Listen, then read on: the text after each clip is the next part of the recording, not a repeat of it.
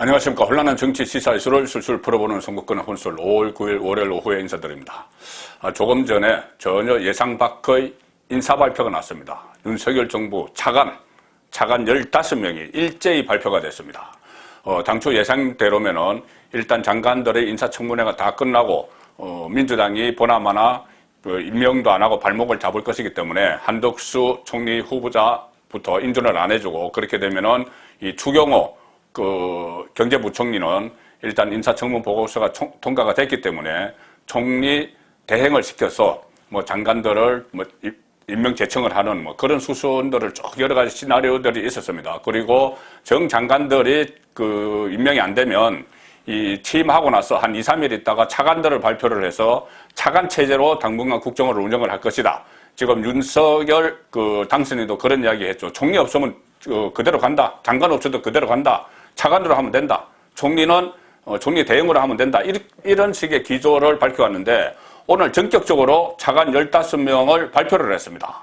이 대통령이 정식 취임하기 전에, 지금 취임은 내일이죠. 취임하기 전에 장관들도 확정 안 된 상태에서 차관을 이렇게 전격적으로 발탁한 것은 제 기억으로는 아마 처음입니다. 자, 그래서 민주당이 아무리 내일부터 야당으로 바뀌죠. 거대 야당이 이 다수의 행포로 발목 잡기를 해도, 국정 발목 잡기를 해도 그대로 밀고 나간다. 우리는 우리식대로. 그래서 일종의 뚝심의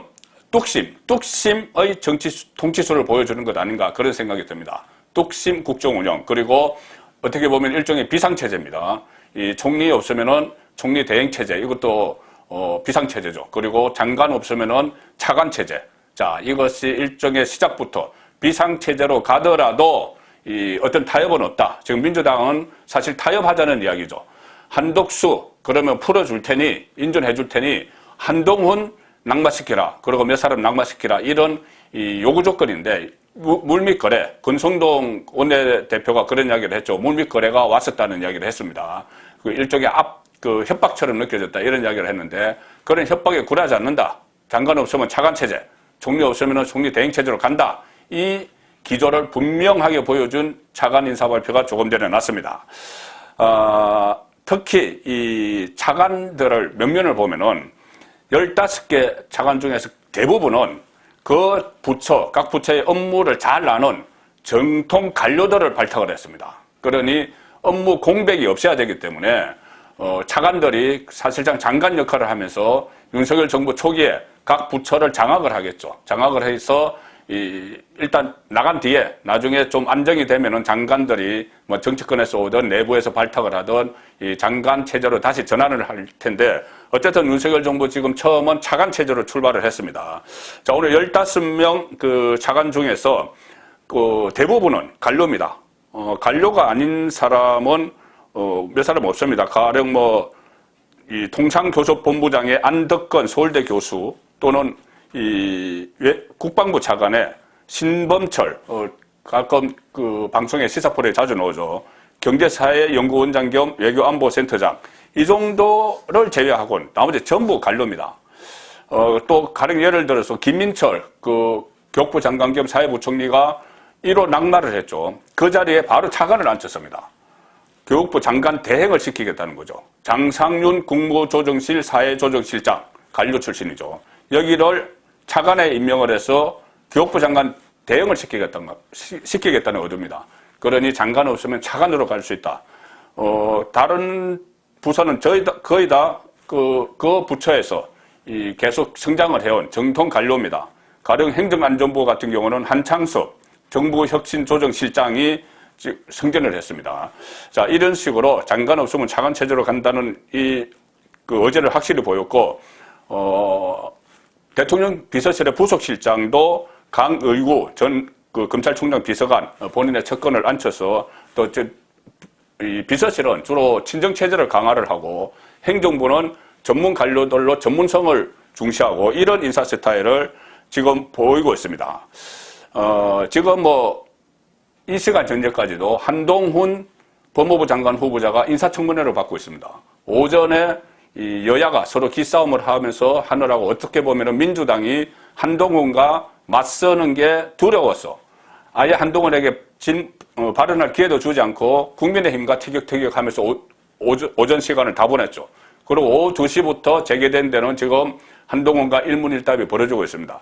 어쨌든 지금 한동훈 장관 인사청문회 중이고 아직 인사청문회도 들어가지도 못한 부처가 5개 정도 있는데 그 인사청문회, 장관 인사청문회 하는 도중에 아니면 끝나지도 않았는데 차관을 이렇게 전격적으로 발탁을 하는 것은 일종의 정면 돌파다. 그렇게 볼 수가 있습니다.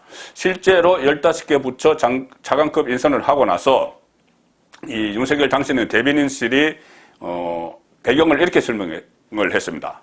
윤석열 대통령 당선인은 정부 운영에 어떤 공백도 발생하지 않도록 하겠다는 의지를 담아서 이번 인선 내용을 발표를 했다. 자, 공백 발생을 시키지 않겠다.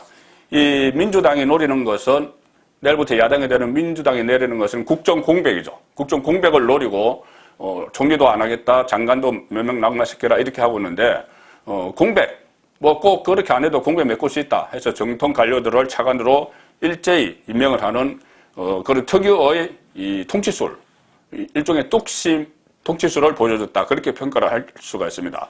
그리고 지금은 사실은 대통령이 아니죠. 그래서 차관에게 임명장을 주거나 그러지 못합니다. 지금 발표는 했지만 발표를 미리 한 것은 그만큼 우리는 우리 마이웨이 한다. 그렇게 발목을 잡아도 바로 국정 운영을 시작한다. 내일부터. 그것을 대외에 공표하고 국민들을 안심시키기 위해서 이렇게 차관을 먼저 발표를 한 겁니다. 그래서 이 대변인실에서도 당신은 대변인실에서도 취임 즉시 이 차관들에 대한 임명 절차를 밟는다.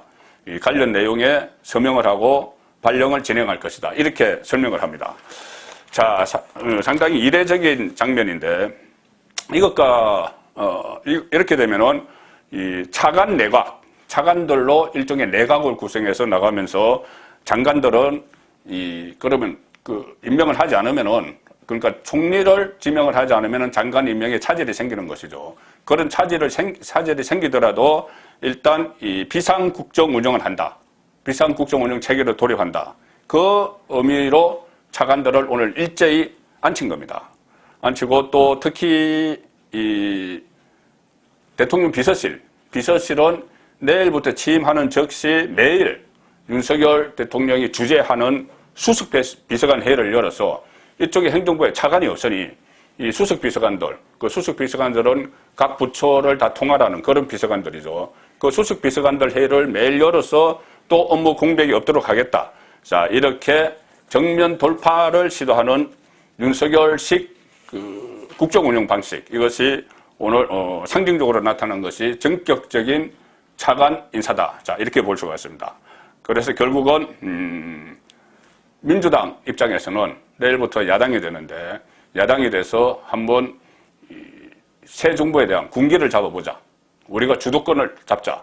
특히 6.1 지방선거가 있기 때문에 지방선거를 앞두고 주도권을 가져가겠다. 이 생각에서 이 한덕수 총리를 볼모로 잡고 한동훈 낙마시키라고 하고 오늘 한동훈 인사청문회에서도 집중적으로 한동훈을 공격을 하고 있지만 그것과 별개로 그러면 우리는 장관 발목 잡으면은 차관 체계로 간다.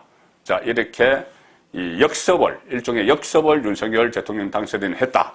그래서 아마 이렇게 되면 또 민주당도 가만히 있지 않겠죠. 내일부터 윤석열 정부가 취임하자마자 첫날부터 상당히 긴박한 상황으로 전국이 흘러갈 것 같습니다. 송국근의 혼술이었습니다.